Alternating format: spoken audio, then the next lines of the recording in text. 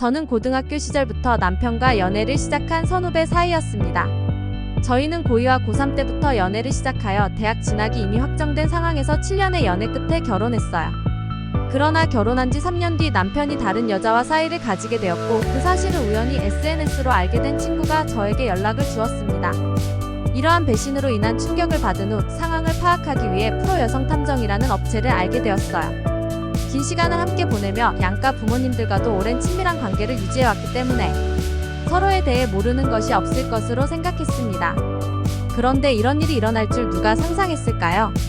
남편은 항상 저를 사랑한다고 말해주었고, 저희는 아이를 간절히 기다리고 있어 부부관계에도 문제가 없었어요.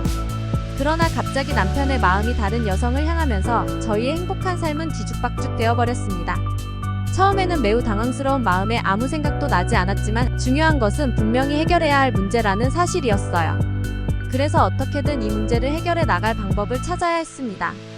이 과정에서 여러 업체를 검토하며 어떤 곳을 선택해야 할지 고민이 많았어요. 그러나 여러 탐정 업체 중 이곳은 드물게 여성 탐정분이 직접 운영하고 계시는 곳이라 안심하고 문의를 드리게 되었습니다. 아무래도 여성분과 상담을 하다 보니 편안한 마음이 들었던 것 같아요. 특히 이 분야의 오랜 경력과 노하우, 열정으로 10년 이상 프로 여성 탐정이라는 업체를 운영하신 분이었습니다.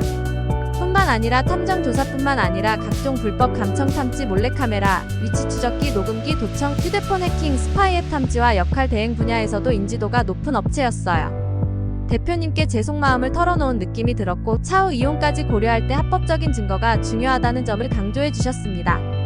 이것이 제가 이곳에 탐정 조사를 의뢰하게 된 이유였어요.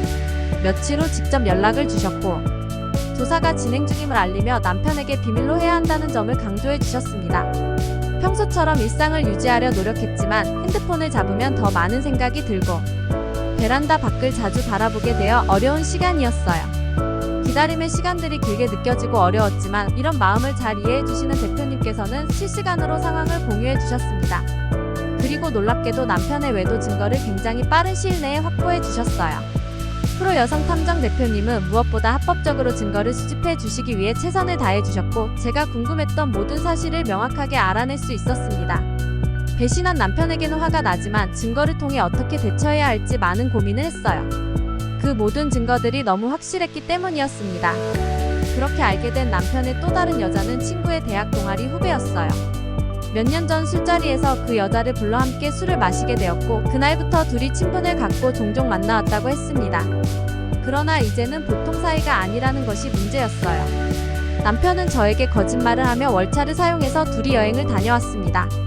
프로 여성 탐정 대표님을 통해 조사를 진행할 당시에도 친구의 할머니가 돌아가셨다며 장례식장에 간다고 하더니, 알고 보니 그 여자와 둘이 저희 집 인근 모텔에 머물렀던 일도 있었어요.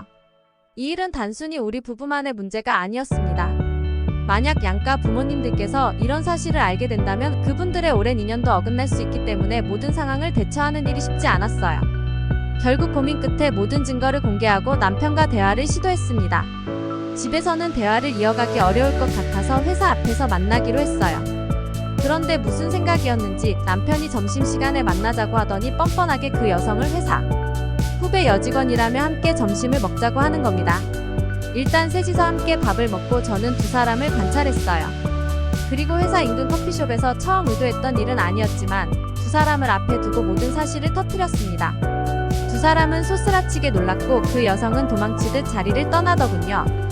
그리고 남편은 증거 자료를 보더니 이거 어디서 나온 거냐며 큰 소리를 쳤고 결국 갑자기 변명을 시작했습니다.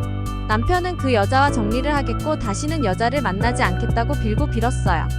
하지만 며칠 후 생각을 정리하겠다며 회사 기숙사에 며칠 머물 것이라며 제 동의 없이 집을 나갔습니다. 그리고 돌아와서 저에게 직접 이혼을 요구했고 저는 너무 분한 마음에 소송을 제기했어요. 무슨 생각이었는지 모르겠지만 저는 법적으로도 전혀 문제가 되지 않는 다수의 증거를 가지고 있었기 때문에 전혀 두렵지 않았습니다. 무엇보다 양가 부모님들께 정말 큰 죄를 짓는 기분이었지만 그런 어려운 과정을 거쳐 저희는 소송을 통해 이혼하게 되었어요. 그리고 남편은 이혼 후 얼마 지나지 않아 그 여자와 함께 동거하고 있다는 소식을 들었습니다.